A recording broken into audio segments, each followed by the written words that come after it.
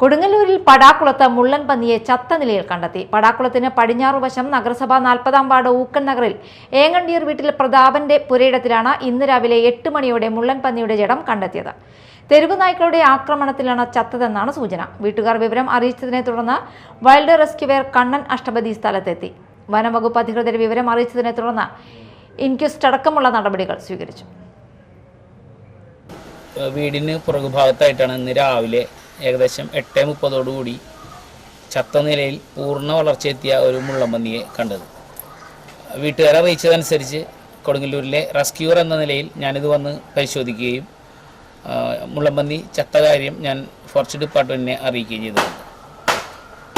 തെരുവ് നായ്ക്കളുടെ ആക്രമണത്തിലാണ് മരിച്ചിട്ടുണ്ടാകുക എന്നാണ് സംശയിക്കുന്നത്. കാരണം അതിൻ്റെ കഴുത്തിലൊക്കെ മാരകമായ മുറിവുകൾ പറ്റിയിട്ടുണ്ട്. കുറച്ച് മാംസമെല്ലാം ജീവികൾ കടിച്ച് ഭക്ഷിച്ചതായിട്ടും നമുക്ക് മനസ്സിലാക്കാൻ കഴിയുന്നുണ്ട്.